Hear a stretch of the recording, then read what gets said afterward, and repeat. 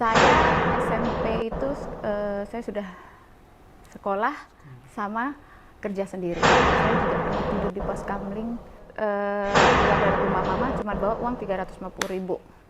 Baru 1 bulan lalu saya nangis di hadapan mama saya via telepon sampai menjual diri gitu, saya nggak pernah.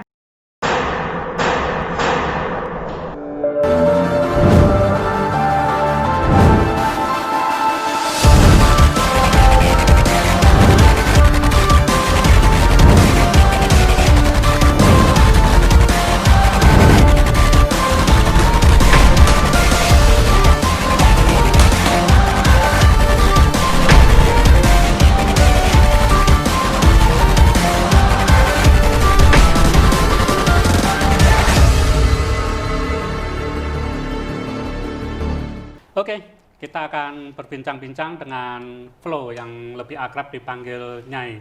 Bagaimana perjuangan hidup dari Flo ini sehingga dia mampu bangkit dari keterpurukan yang ada sehingga sekarang menjadi wanita sukses yang berhasil meniti karirnya menjadi single mom hebat. Ya. Kapan sih mulai datang ke Jakarta ini atau memang kelahiran Jakarta? Bukan, saya pendatang di Jakarta. Saya asli Jawa Tengah. Jadi dari kecil itu memang saya sudah terbiasa hidup satu keluarga ini pindah-pindah kota. Kita sempat tinggal di Jawa Timur di Banyuwangi Muncar yang paling ujung tempat Madura karena bisnisnya tambang. Bukan tambak. Saya dari SMP memang sudah sekolah, kerja sendiri. Jadi dari hidup yang sangat sederhana.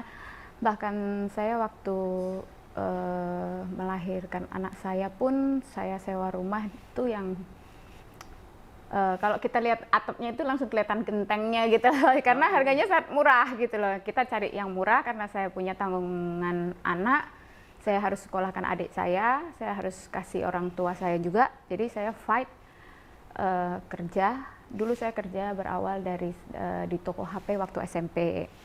Kemudian saya kerja di perusahaan saham, dulu masih ada Forex namanya. Dan saya masih punya teman di perusahaan saham itu sekitar sudah kurang lebih 10 tahun. Orang 3 ini tahu perjuangan saya. Itu di Jakarta semua? Enggak, di Jawa. Di Jawa Jadi malah. saya dari Banyuwangi itu SD saya pindah, terus kita sempat di Salatiga, papa saya meninggal, kita nggak punya apa-apa. Kemudian mama saya menikah lagi, kita pisah, kakak saya sekolah dan kuliah sendiri. Saya SMP itu saya sudah sekolah sama kerja sendiri. Dulu nikahnya emang usia berapa? Mudah sih, umur 23, entah saya jatuh cinta, entah saya kena omongan manis ya, biasanya kan cowok manis ya. Jadi susah ya, saya juga pernah tidur di pos kamling 1 hari karena nunggu kos-kosan itu kosong. Jadi mungkin karena saya dulu tomboy, jadi saya cuek. Oke lah, memang harus tidur di pos ini dulu, nggak apa-apa lah yang dekat kos-kosan karena orangnya tuh keluarnya baru besok. Dan yang murah di situ aja. Itu ini? SMP? Ya. SMP sudah ngekos dan sambil kerja sendiri? Yes, karena awal tuh saya sempat keluar dari rumah mama cuma bawa uang 350.000. Setelah itu saya nggak kontak sama mama, saya ketemu seseorang yang menjadi pacar saya selama 8 tahun itu, tapi dia tidak sepenuhnya membantu saya, karena beliau sendiri juga baru merintis pekerjaan. Saya harus sekolah, tamatkan dulu sekolah yang pokok ini, SD, S3 lah ya, SD, SMP, SMA lah ya, terus nanti mau lanjut kuliah atau enggak kan terserah ya. Betul. Jadi saya sekolah, kerja di toko handphone, setiap hari seperti itu. Teman-teman punya handphone zaman itu 3310, saya nggak ada handphone sendiri.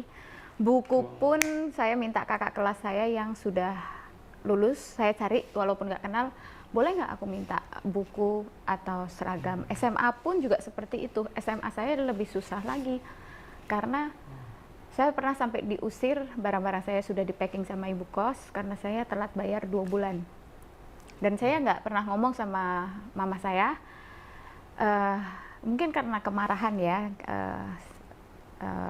ya gimana ya, papa kita kan cuma satu gitu loh. Kalau sudah meninggal kan kita rasanya kayak nggak terima, tapi sekarang sudah baik-baik saja. Pernah makan Indomie setiap hari itu, saya bikin satu Indomie tuh sampai yang gimana ya, sampai yang bleber ya.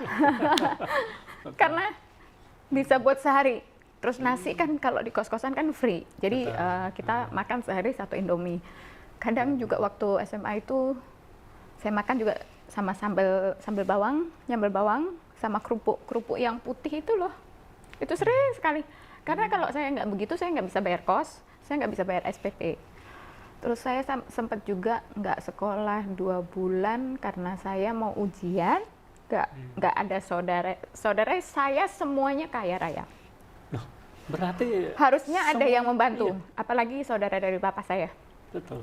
Cuman kita nggak perlu menjelekkan lah apa kejelekan mereka, ya sudahlah. Pokoknya ada sesuatu hal yang pernah terjadi dan saya tidak mau meminta lagi. Saya yakin saya bisa gitu. Akhirnya saya punya satu teman satu kelas namanya Evelyn di Solo, dia sangat terkenal sekali, pabrik bakmi. Dia sempat cari saya dan mamahnya mau bantu bayar uang sekolah saya yang mampet, yang macet ya, beberapa bulan, dan saya dibayarin ujian. Ya, thank you juga sih ya. Terus saya ada kendala lagi, nggak bisa lagi untuk sekolah lagi. Ya sudah, akhirnya saya lepas sekolah saya SMA, saya ke Semarang dekat dengan pacar saya. Lalu saya diikutkan sekolah paket C. Saya nggak pernah malu mengakui apa yang terjadi di dalam hidup saya. Kalau saya memang susah, saya ngomong apa adanya. Justru itu suatu kebanggaan saya bahwa saya bisa fight gitu loh. Satu hal yang saya tanamkan di dalam hidup saya dari mantan pacar saya yang bernama Ferry yang 8 tahun, itu orang yang sangat positif dan orang yang sangat baik di dunia ini. Tidak ada orang yang seperti dia yang saya pernah temui sampai detik ini. Dan dia menolong saya, membiayai saya waktu saya di Semarang juga itu tanpa pamrih apapun, hanya dengan syarat kamu harus jadi anak yang bertuhan, harus berada di jalur yang positif supaya kamu menemukan orang yang positif. Dari situ saya nggak dikasih lebih loh. Waktu itu saya cuma dikasih 600.000, kos-kosan tuh 250.000. Terus saya sisanya ya buat makan. Saya dulu kalau makan jam 3, jam 4 sore baru makan. Karena supaya bisa awet sampai besok paginya. Terus akhirnya saya sekolah desainer, fashion designer di Surabaya, Susan Budiarjo, selama 1 tahun. Kemudian saya ambil kursus di Marta Tilaar, make up, potong. Flow ini pada saat masih SMP terjadilah broken home. Yes, karena papa meninggal. Oh, meninggal. Jadi bukan broken home yang tidak, itu bukan ya, karena bukan.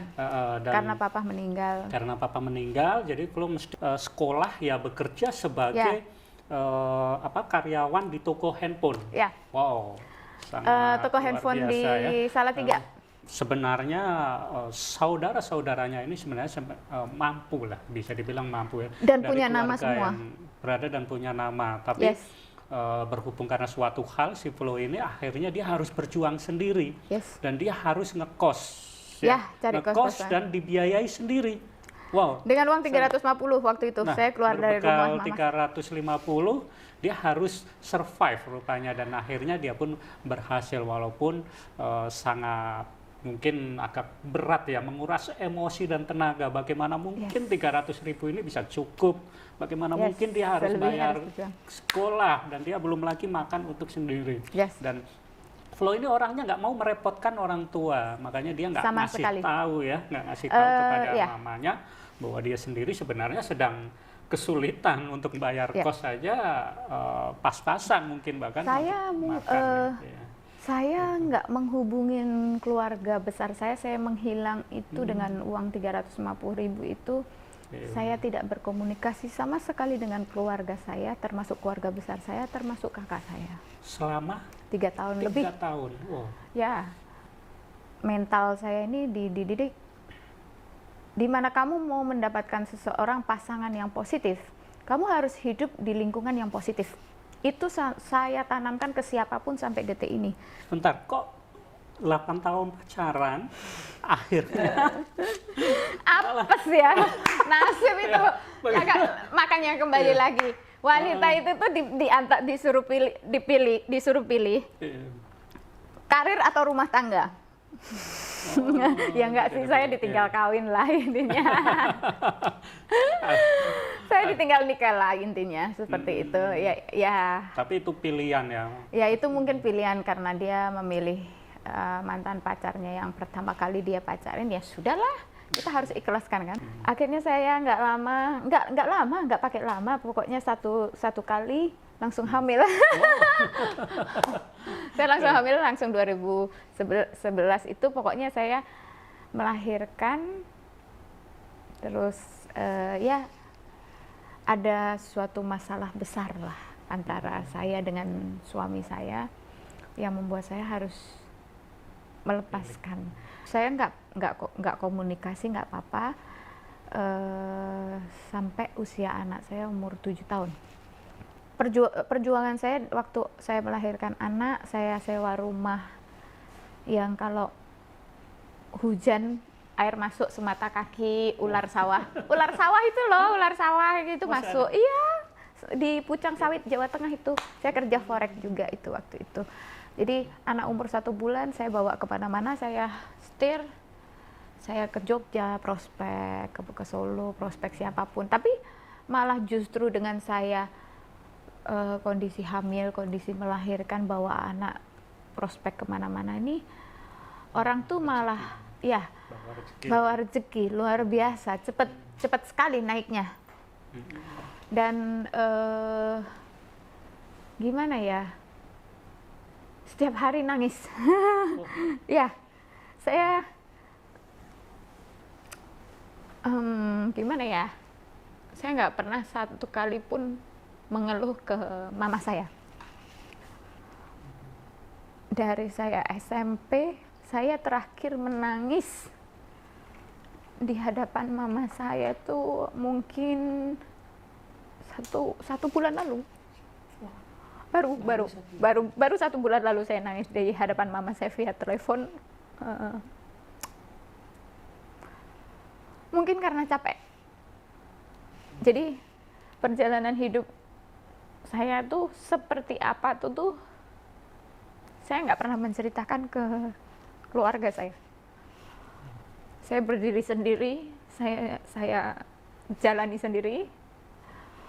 Punya uang nggak punya uang, saya sendiri, nggak pernah minta. Dan saya nggak pernah yang namanya, maaf dikata, sampai menjual diri gitu, saya nggak pernah. Karena saya pegang prinsip yang ditanamkan yang 8 tahun sama saya ini.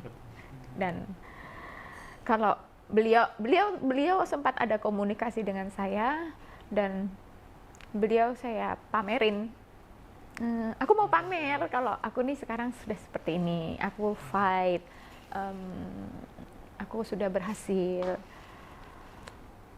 Saya itu tuh fight di Jakarta ini juga penuh perjuangan. Pertama kali saya datang ke Jakarta ini, saya punya teman namanya Luri.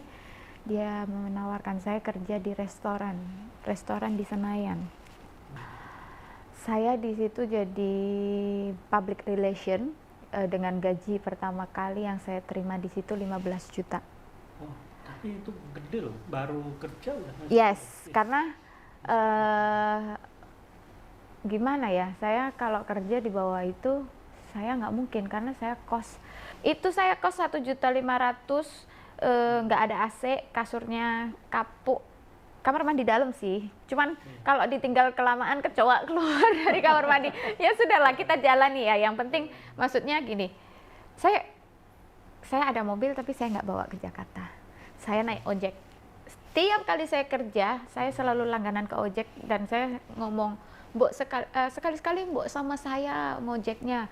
Ya udah dihitung, hari Senin kamu, hari Selasa kamu. Jadi adil kan. Saya sama tukang gojek itu sampai akrab. Ya. Kalau saya ngirimin uang mama saya, uang saya sendiri habis, saya sering ngutang di ibu yang warteg. Iya, wartegnya sangat kecil itu dan ibu itu baik sekali. Saya sering utang di situ. Bu, nanti bulan depan aku bayar ya. Ya begitulah nasibnya ya.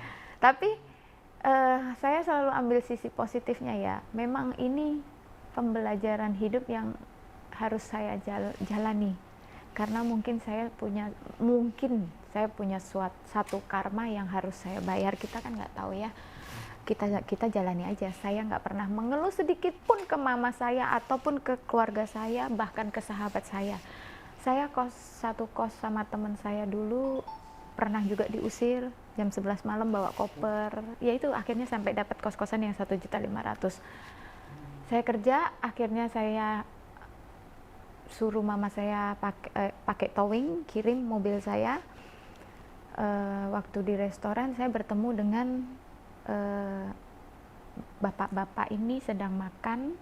Beliau Chinese dengan istrinya.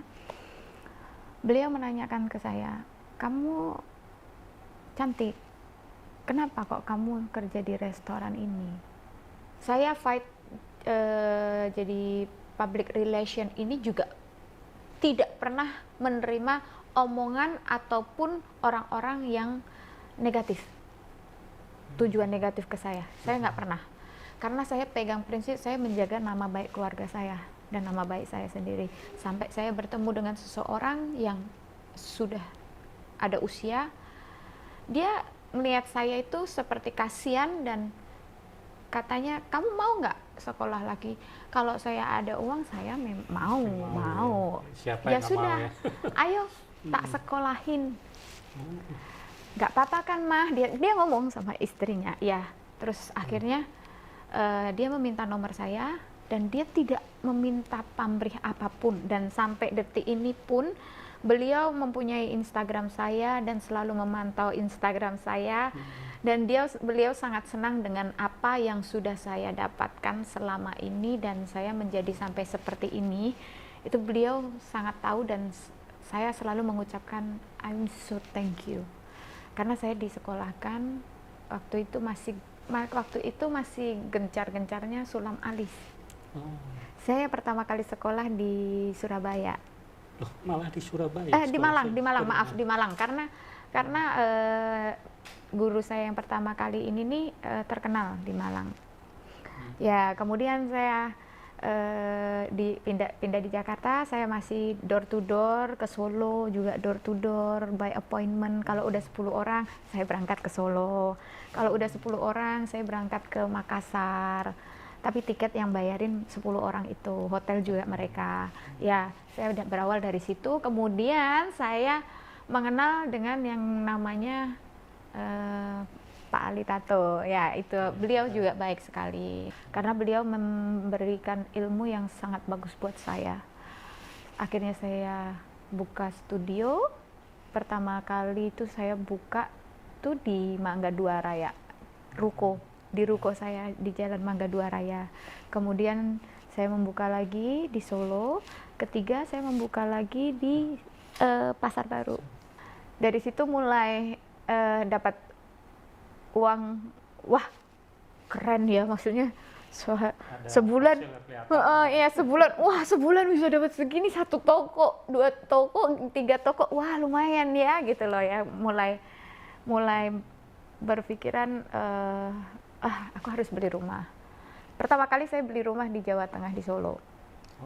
Iya. Di Jawa ya. Iya. Terus ada di Gading Serpong. Terus yang terakhir di sini. Jadi saya sampai banting harga saya itu tuh, oke lah, sebelah saya buka 350, sebelah saya buka 250, saya langsung jebret buka 150. Udah gitu aja. Saya masih untung karena karena ada satu lagi. Saya ada importir bulu mata. Bulu matanya itu tuh beda dengan bulu mata yang ada di sini dan ada di online shop. Mereka pun sendiri kalau mau datang 150.000 bulu matanya seperti apa, saya sodorkan seperti ini. Mereka pun pegang, kok beda ya sama yang ini. Saya 150.000 loh, boleh dicari di toko-toko, kalau ada yang sama silahkan, saya bilang. Kadang customer minta door to door, datang dong ke rumah pegawai untuk retouch saya, datang dong ini mau sulam alis, datang dong mau eyelash. Tapi kalau untuk teman-teman sendiri saya datang, tapi kalau untuk customer saya enggak. Semua pegawai juga kalau untuk eyelash. Saya jadi sudah enggak pegang. Jadi sekarang lebih banyak ke appointment ataupun di sulam saya sudah enggak pegang karena tulang belakang saya sudah miring 0,0 berapa mili. Saya sempat ke Singapura juga. Terus di Jakarta saya juga di Mitra Kemayoran saya juga pernah terapi, kita harus pakai korset terus ini. Jadi karena sudah miring ini saya sering sakit kepala, sering migrain. Jadi saya sudah nggak fokus di situ. Saya fokusnya itu sekarang lebih di sudahlah, nggak usah ada sulam juga nggak apa-apa. Kalau memang ada yang mau kerja dia bisa sulam ya silakan gitu loh. Cuman kalau tanam bulu mata semua pegawai, nail art juga semua pegawai. Saya training, saya memang carinya dari yang nol. Saya training sendiri. Terus ya udah, lebih enak begitu. Sekarang kita nggak usah pusing-pusing ya. Yes. Apalagi karena masa pandemi corona, semua tutup. Saya tutup total 7 bulan 8 bulan. Sampai bulan ini pun walaupun semua sudah buka, saya tetap nggak buka. Pegawai saya liburkan semua, tapi mereka tanda tangan kontrak. Jadi nanti begitu saya buka, mereka akan kembali ke saya. Karena mereka ada kontrak per 3 tahun sama saya. Jadi mereka masih ada ikatan kerja sama saya. Dulu awal-awal pandemi saya rumahkan dan saya masih kasih 50%. Cuman lama-lama, wah ini bisa tewas mendadak nih kalau gitu terus ya, sampai 1 tahun, hampir 1 tahun ya. Iya, terus akhirnya teman saya daripada pusing-pusing, nganggur-nganggur, ngapain sih, iseng-iseng aja, upload aja di Instagram. Saya nggak kemana-mana loh, saya cuman ya testimoni itu tuh saya cuman bikin karena saya konsumsi sendiri. Memang jujur selama ini saya konsumsi sendiri, cuman saya mulai aktif membentuk jaringan dan kerja di bidang ini sih. Oh ternyata lumayan ya, sebulan bisa 40, bisa 80, tergantung dari kitanya mencari jaringannya gitu loh. Jadi ini sangat menghasilkan dan sangat membantu kehidupan kita di masa pandemi ini. Karena